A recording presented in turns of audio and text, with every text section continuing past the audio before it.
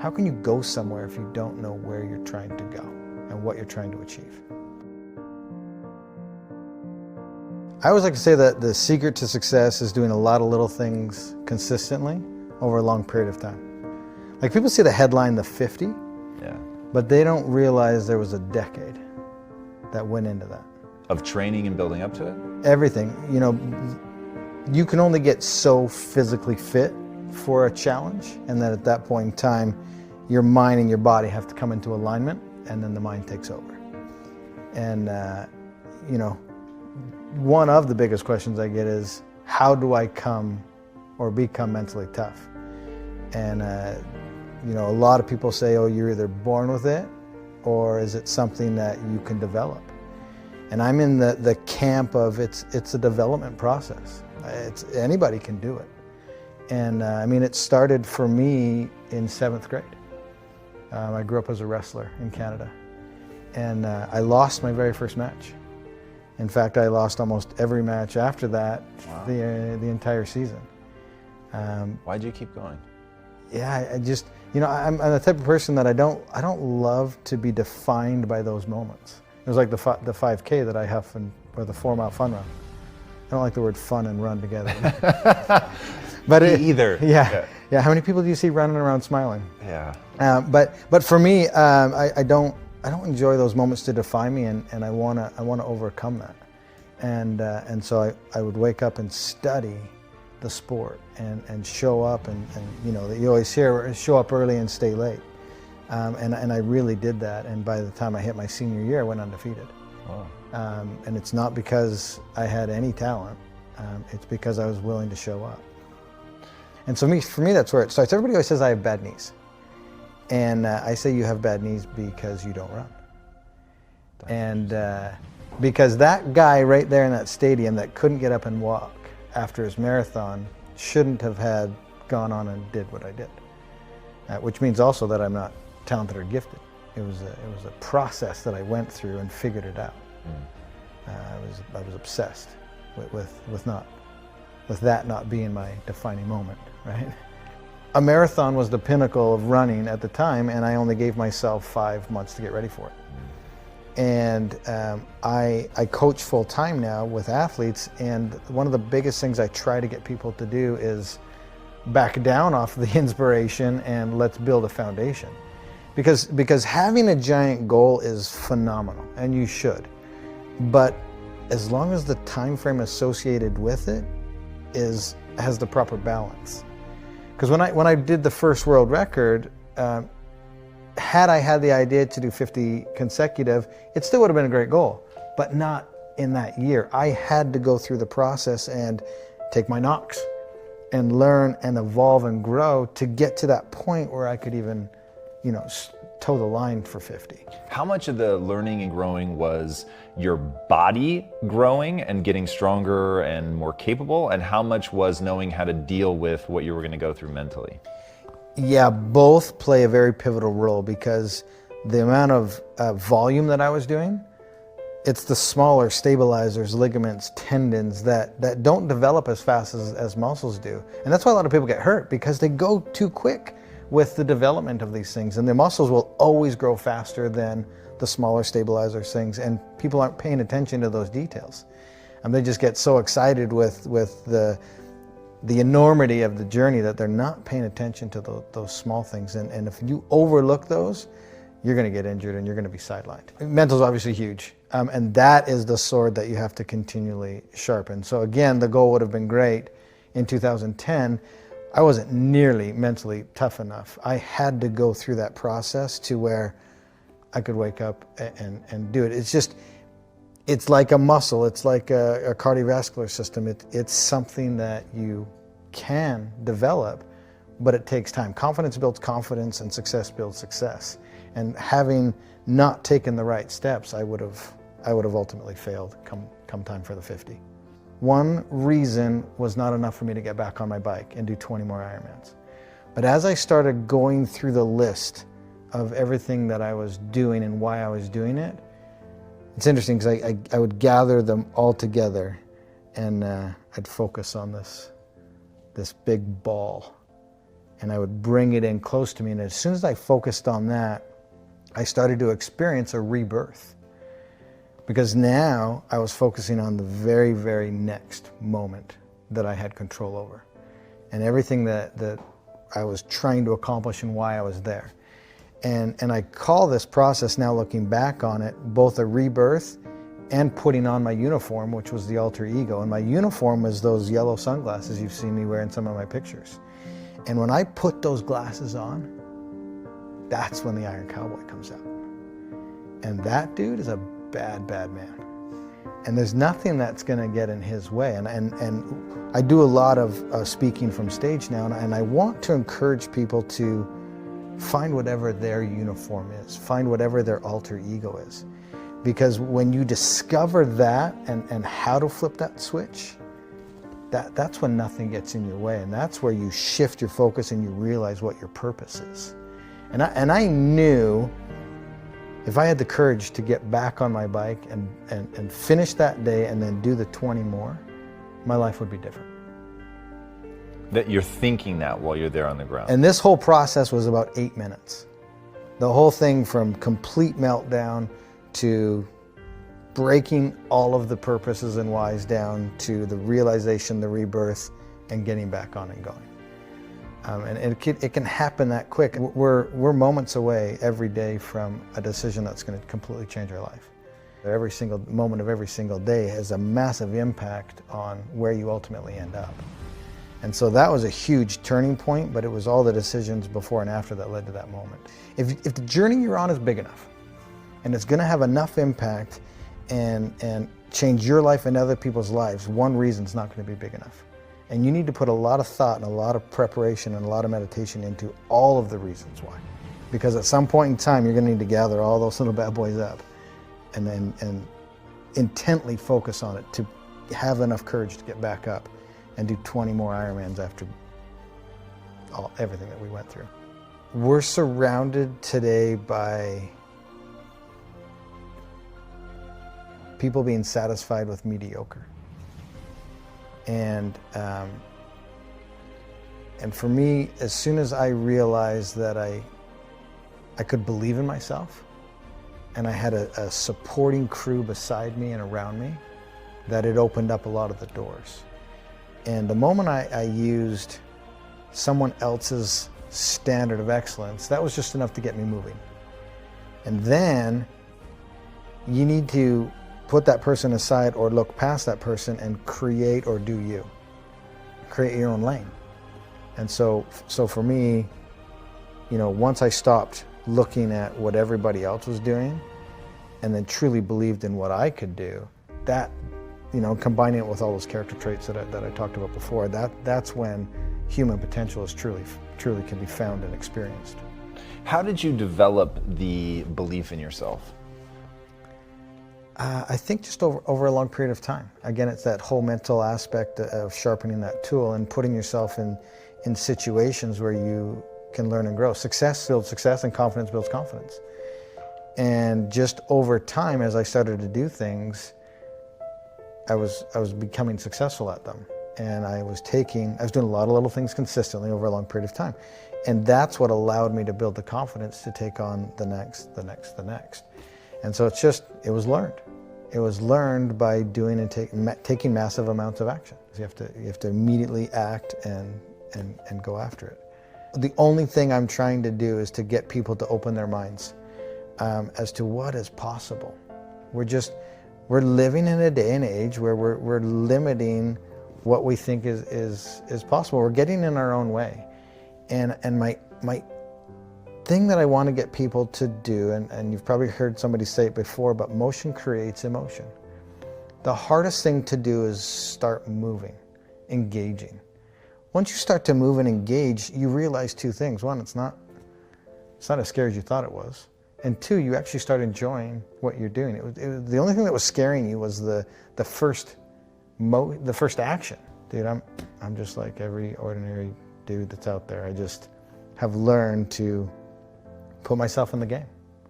I've learned to show up every single day. The moment you realize the next step isn't going to kill you, and that next step is the first step to evolving, changing, growing, and learning and becoming literally the best version of yourself, that's the most beautiful thing. It's not going to kill you. And putting yourself in the game, you're giving yourself an opportunity to achieve something that everybody else said was impossible. What do you say, or as a speaker, what do you say to somebody who they don't know what they want?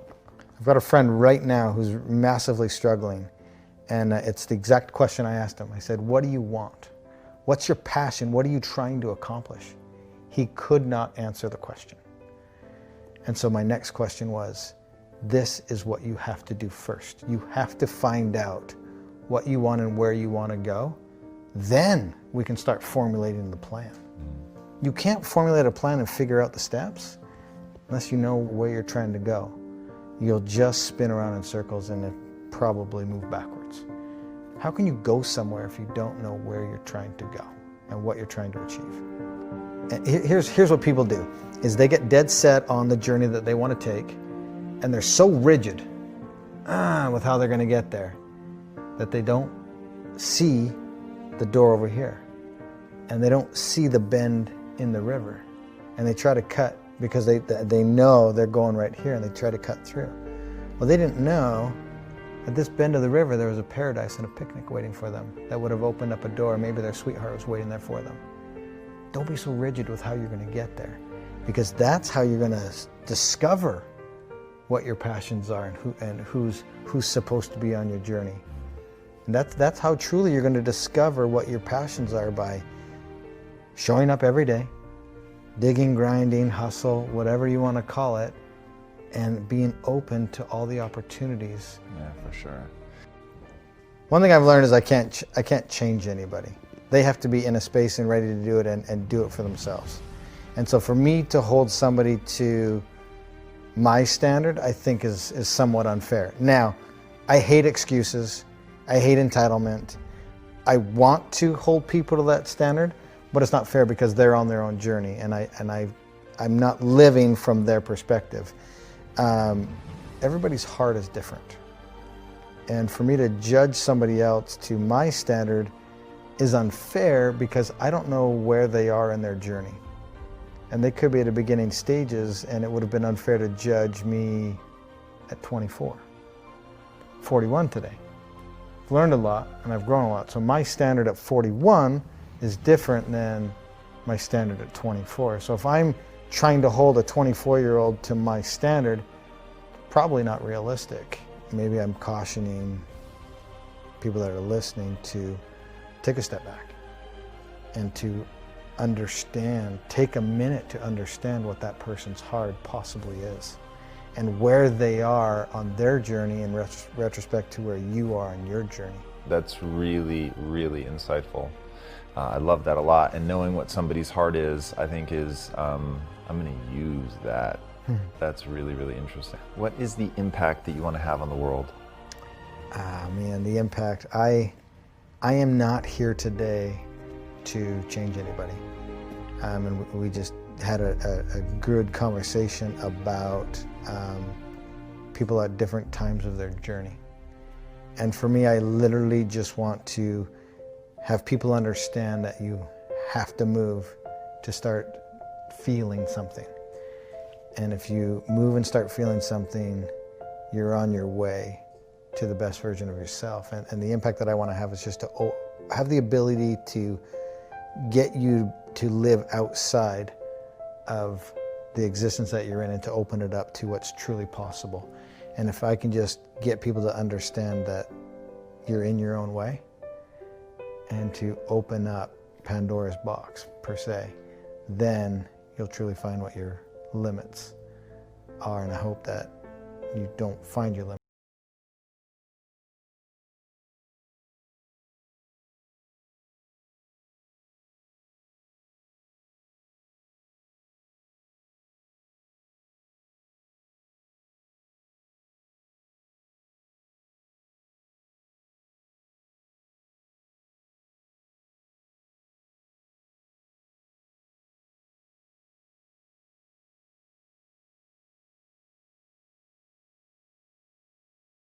March 27th, 1975, it was 40 years ago, just this past March. I was flunking out of college. I had a 1.7 grade point average. I hope none of you can relate. I had a 1.7 grade point average.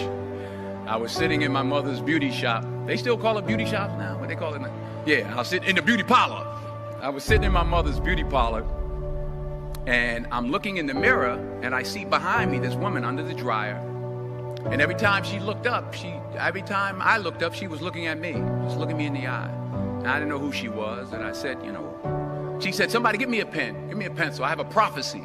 March 27, 1975, she said, boy, you are going to travel the world and speak to millions. I've been directed. I've been corrected. I've kept God in my life, and it's kept me humble. I didn't always stick with him, but he always stuck with me. So stick with him in everything you do. If you think you want to do what you think I've done, then do what I've done and stick with God. Number 2, fail big. That's right. Fail big. Today's the beginning of the rest of your life, and it can be very frightening. It's a new world out there. It's a mean world out there, and you only live once. So do what you feel passionate about. Take chances professionally. Big. To dream. I try to give myself, to achieve your goals, you must apply discipline, which you've already done, and consistency every day, not just on Tuesday and miss a few days. You have to work at it every day. You have to plan every day. You've heard the saying, we don't plan to fail, we fail to plan. Hard work works. Working really hard is what successful people do. And in this text, tweet, twerk world that you've grown up in, remember, just because you're doing a lot more doesn't mean you're getting a lot more done. Remember that. Just because you're doing a lot more doesn't mean you're getting a lot more done. Don't confuse movement with progress. My mother told me, she said, yeah, because you can run in place all the time and never get anywhere. So I'll say it again. You'll never see a U-Haul behind a hearse. I don't care how much money you make, you can't take it with you. And it's not how much you have. It's what you do with what you have. We all have different talents. Some of you will be doctors, some lawyers, some scientists, some educators, some nurses. And while you're down there, say thank you for grace. Thank you for mercy. Thank you for understanding. Thank you for wisdom. Thank you for parents. Thank you for love. Thank you for kindness. Thank you for humility. Thank you for peace. Thank you for prosperity. Say thank you in advance for what's already yours. That's how I live my life. That's why I am, one of the reasons why I am today. Say thank you in advance for what is already yours. True desire in the heart for anything good is God's proof to you, sent beforehand to indicate that it's yours already. I'll say it again. True desire in the heart, that itch that you have, whatever it is you want to do, that thing that you want to do to help others and to grow and to make money, that desire, that itch, that's God's proof to you, sent beforehand already to indicate that it's yours. And anything you want good, you can have. So claim it. Work hard to get it. When you get it, reach back. Pull someone else up. Each one, teach one. Don't just aspire, make a living. Aspire to make a difference.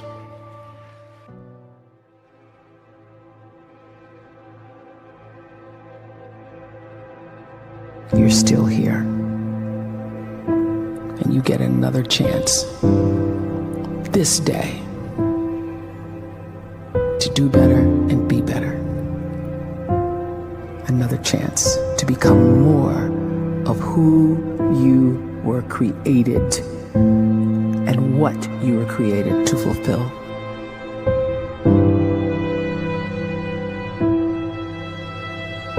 Everyone in the world is capable of living outside the role or beyond the roles that they place themselves in, no matter what it is. You're not just a dad, you're not just a banker, you're not just a brother or a son or a convict. It doesn't matter. Like, everyone is bigger, much bigger, infinitely bigger than the roles they place themselves in, and is capable of reaching potential greater than anything they could imagine.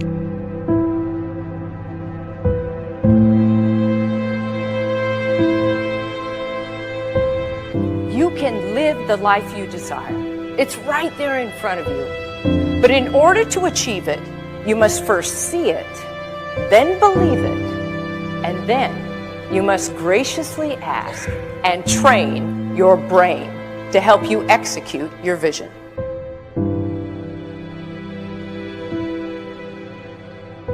So when you start to focus and you delete distraction from your life, and you start to get seriously invested in doing one thing staggeringly well, and you practice that one thing over and over, a term to think about is mundanity. You do one simple, seemingly insignificant thing every day around your main skill, and it's very mundane, but small daily improvements over time lead to world-class results. Well, here's what happens in your brain. You start to isolate a single neurocircuit around that skill, and that starts to trigger a certain type of brain cell called an oligodendrocyte, which then releases myelin. Myelin is a fatty tissue that starts to wrap around that single neurocircuit related to that main skill you've been practicing. And when myelin starts to wrap around the brain circuit, what happens is you have accelerated learning times, you can see more quickly, heightened perception, and you'll learn more quickly. And that is really the quote-unquote secret of the great producers. It's not a result of some natural gift, but their daily practice, their relentlessness and their grit, their work ethic, and their singular focus and sacrifice.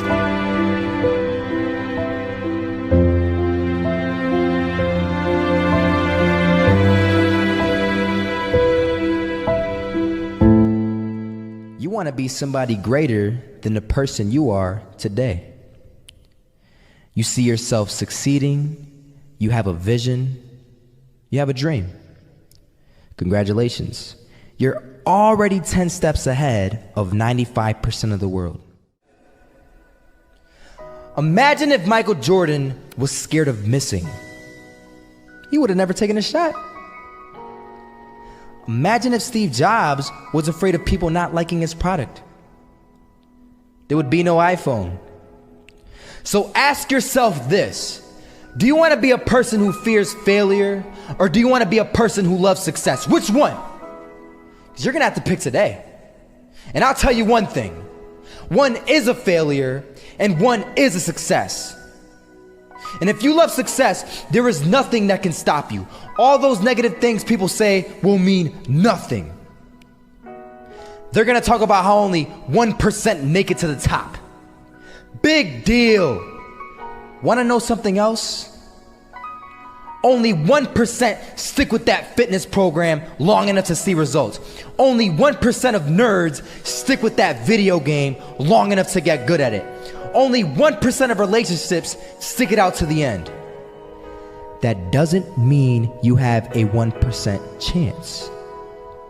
It just means you can't behave like the 99%. You'll have to do something better than giving up a month from now. Those are just numbers. You want to talk about numbers? Take a look around you and take a good look around you. Are you like 99% of the people around you? If you are, then you're in the wrong video, my friend. You have to love success just as much, because that's what's going to allow you to get up and go for it. Being scared to fail won't do anything. In fact, when you love success and you start going for it, guess what happens? You're gonna fail. You're gonna fail 10 times, 100 times, maybe even 1,000 times. But that's okay. Failure isn't permanent. Falling isn't permanent. You get right back up and keep going. And this time, you're gonna be stronger, wiser, and you'll be more driven than ever. And for every 10 failures, you'll land one success. You have to love success so much that you're willing to fail 10 times before you can succeed once. That's how a winner does it. First half, I'm not gonna lie. They had us. We weren't defeated, but they had us. But it took guts, it took an attitude. That's all it takes. That's all it takes to be successful is an attitude. And that's what our coach told us. He said, hey, it's gonna be tough. It's gonna be hard. You're gonna go out there, you're gonna battle, you're gonna fight, you're gonna do it for one, you're gonna do it for one another. Do it for each other, you're gonna do it for yourself, you're gonna do it for us, and you're gonna go out with this win. And we believe that, we truly did.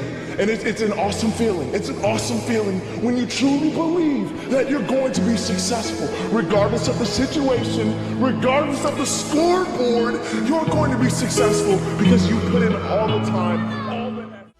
Misses that shot, can't land it. So it is going to be that retake scenario. Krims has the kid. Running close towards CT. Zivnik spots 3 of them out, but it's Olaf again to find device. And Olaf coming in with 4. He wants the ace, and he gets it. There we go. What a superstar performance from that man. I was walking down the street and I saw an old man. Had a hat, suspenders, and a cane. Was about 80 years old. This old man was barely walking. He could walk, but the cane helped a lot. He was struggling. So anyway, he was walking across the street and he ended up falling. So I went over to go help him. And he gets up, says thank you, and we introduced ourselves. Had a little conversation. Told me his name and I told him mine. His name was Robert, by the way. And right as he walked away, I told him, this is what I said. Robert, you should stay inside where it's safe, my friend. And Robert turns around and says to me, I love walking, and I love walking way more than I'm afraid of falling. So I asked him, well, what about your safety? Don't you want to live? And he told me this. These are the exact words he said. He said this. Solo, living means doing what you love to do. And if I have to fall here and there to do what I want to do in life, then so be it. And he just walked away. Never saw him again. That was it. But that statement really had me thinking. And it had me thinking hard because I learned something that day. That's when I realized the true key to success. You see, I always thought if I could just fear the act of failing, and if I fear it like crazy, I will succeed. Because I thought the fear would magically motivate me to get out there and start taking action. But after that day, I realized something. I realized it's the love for success that will lead me to succeeding. So just imagine if Robert feared falling. Would he even start walking? Of course not. He wouldn't even do what he loved to do. He would sit at home and take no type of action. But he loved walking. Wasn't even scared to fall. It gave him life. That's what allowed him to get up and do it. He loved walking so much he was willing to fall 10 times a day just to do it. And you have to be the same. So the next time someone tells you, you're gonna fail, you know what you tell them? Tell them they're right. But you're not afraid to fail. You're not afraid to take action. You're not afraid to jump. You're gonna fail 10 times, but you know what? It's cool. Because on the 11th time, you'll succeed. Oh, you'll succeed, all right. And it'll feel good. And while you're over here living the life of your dreams and complete happiness, guess where they're gonna be? That's right. There'll be failures, the real failures, over there where it's safe, scared to fail. Ironic, isn't it? Fear. It is an unrealistic thing that doesn't exist in the term.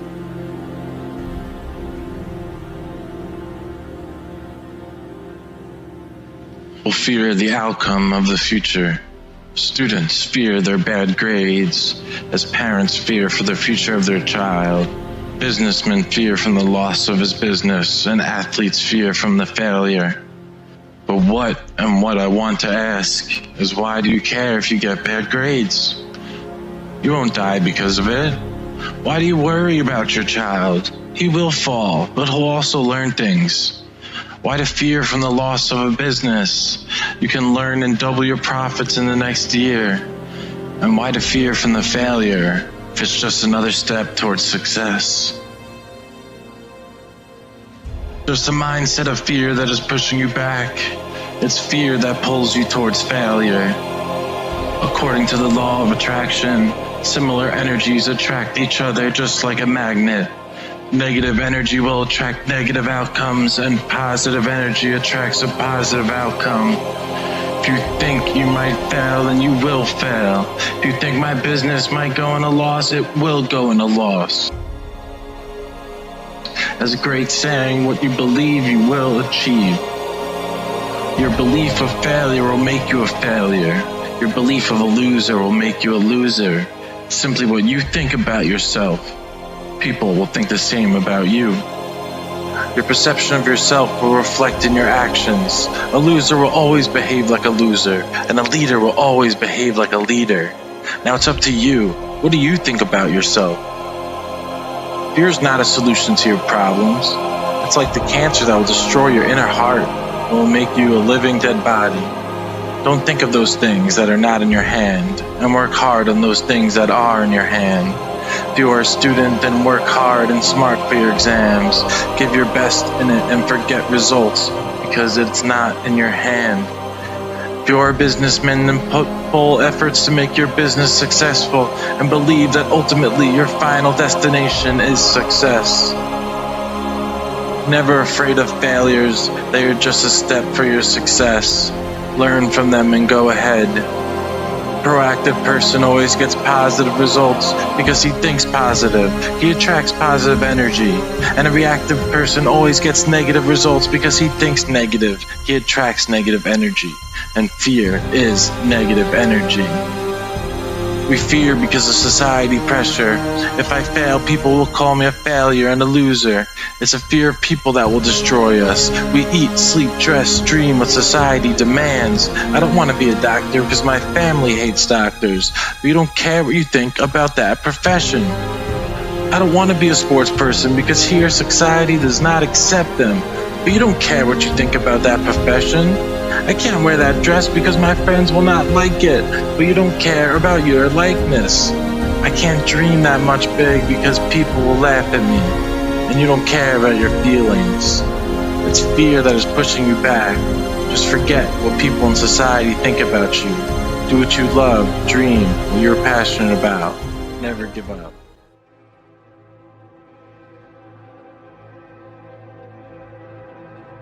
You're still here. And you get another chance this day to do better and be better. Another chance to become more of who you were created and what you were created to fulfill.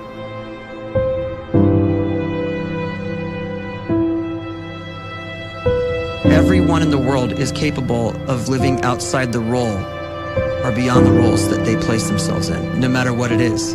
You're not just a dad, you're not just a banker, you're not just a brother or a son or a convict. It doesn't matter. Like, everyone is bigger, much bigger, infinitely bigger than the roles they place themselves in, and is capable of reaching potential greater than anything they could imagine.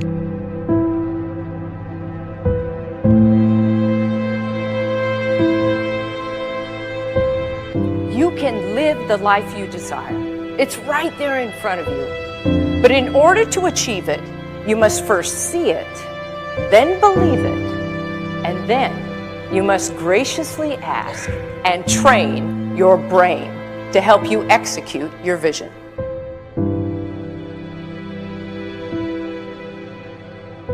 So when you start to focus and you delete distraction from your life and you start to get seriously invested in doing one thing staggeringly well, and you practice that one thing over and over, a term to think about is mundanity. You do one simple, seemingly insignificant thing every day around your main skill, and it's very mundane, but small daily improvements over time lead to world-class results. Well, here's what happens in your brain. You start to isolate a single neurocircuit around that skill, and that starts to trigger a certain type of brain cell called an oligodendrocyte, which then releases myelin. Myelin is a fatty tissue that starts to wrap around that single neurocircuit related to that main skill you've been practicing. And when myelin starts to wrap around the brain circuit, what happens is you have accelerated learning times, you can see more quickly, heightened perception, and you'll learn more quickly. And that is really the quote-unquote secret of the great producers. It's not a result of some natural gift, but their daily practice, their relentlessness and their grit, their work ethic, and their singular focus and sacrifice.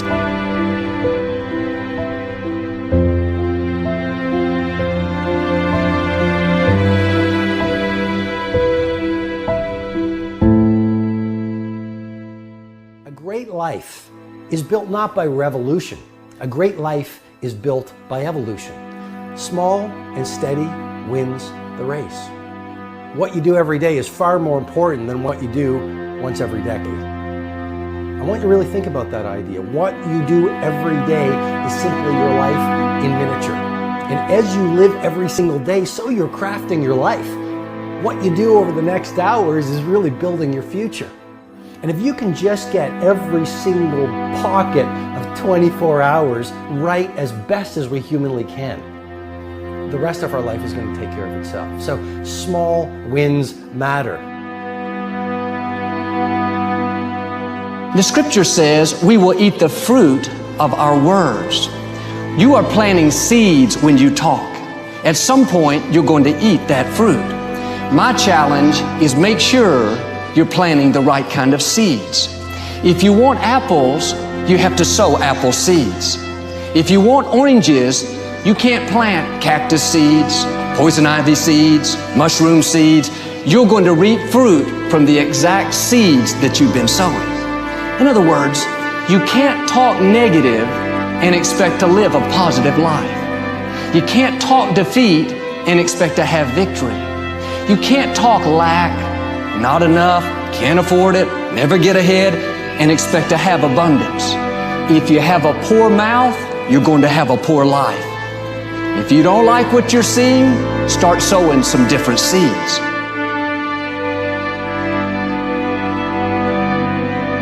We may not realize it, but we're always feeding ourselves.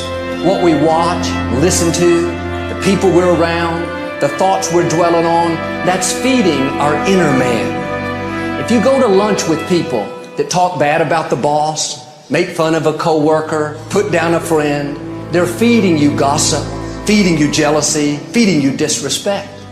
Here's the key. Whatever you feed is going to grow. You may not like what they're feeding you. You're a nice person. But if you continue to hang around them, before long, you'll be gossiping. You'll be critical. You'll be disrespectful. Why? Because you kept feeding the wrong things. If you're always feeding negative thoughts, thinking, I'll never get well, I'll never meet the right person, you're feeding doubt, feeding mediocrity, feeding fear. If you know exactly what you want to be, you need to spend as much time with people that are actually that already.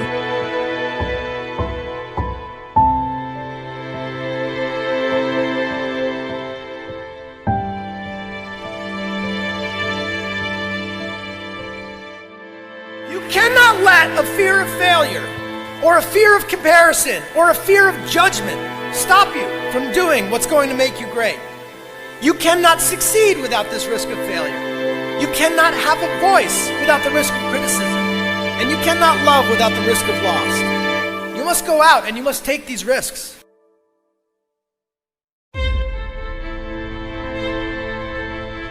You don't have the time to waste time, because time doesn't wait till you discover your purpose. If you don't know why you was born, time is still moving. And if you discover your purpose at 90 years old, it's too late.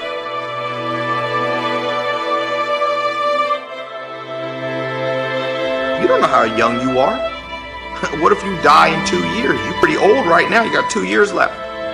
And if you're 50 years old and you're feeling discouraged, well, remember the advice about planting a tree. When's the best time to plant a tree? 20 years ago or today?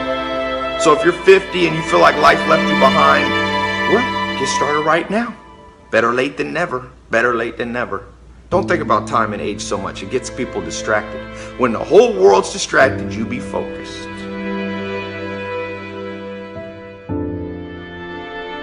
You have to trust your own voice, your own ideas, your honesty, your vulnerability, and through this you will find your way. You do not have to be fearless. Just don't let fear stop you. Live like this as best you can, and I guarantee you will look back on a life well lived. You are capable of greatness in your profession, and more importantly, in your quality of self. Stay hungry. Stay young at heart. Take those risks. You are going to change the world around you in big ways and in small.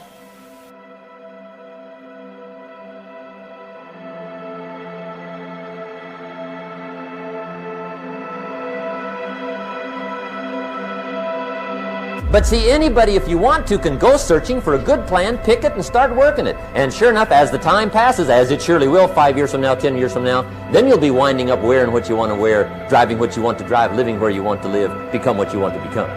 But now's the time to fix the next 10 years. And who can? Anybody.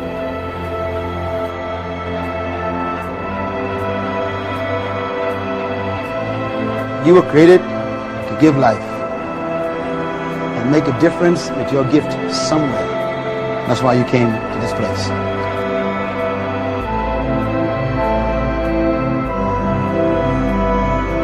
You want to improve? You want to get better? You want to get on a workout program or a clean diet? You want to start a business? You want to write a book or make a movie or build a house or a computer or put together some mobile application? Where do you start? You start right here. And when do you start? You start right now. You initiate the action aggressively. You go.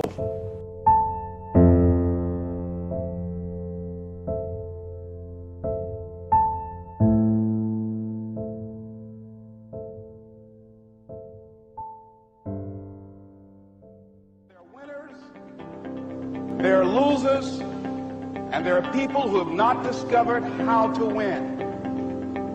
And all they need is some coaching. All they need is some help and assistance, just a little support. All they need is some insight or different strategy or plan of action to make some adjustments that will open up the key to a whole new future for them, that will give them access to the unlimited power that they have within themselves. That's all that they need. So what I want you to do is think about something you want for you, that's real for you, that's important for you, that will give your life some special meaning and power. And I don't even want you to say, I can do that. I don't want you to assume that. See, 5 years ago when I started out in this area, I would not have been able to make the mental leap that I would be up to where I am right now. I don't want you to begin to just psych yourself out. No. I want you to be able to say something to yourself that will enable you to maintain a level of integrity with yourself. That when you say this, even when you face tremendous setbacks, it will be a benchmark to keep you in the game, to keep you moving forward and experimenting and readjusting your strategy and your plan of action, continuously looking for ways to win. So what is that something? When you got an idea, you want to move on. You might not have the money, you might not have the education, you might not have the support or the resources you need. What is that something that can keep us going, that will enable us to act on our dream? What's one of those keys that will begin to help us to discover the secrets to our dream? Here's what I want you to repeat after me, please, with power and conviction. Say, it's possible. That's all I want you to do when you look at your dream. Just say to yourself every day, it's possible. Just say that every day to yourself, it's possible.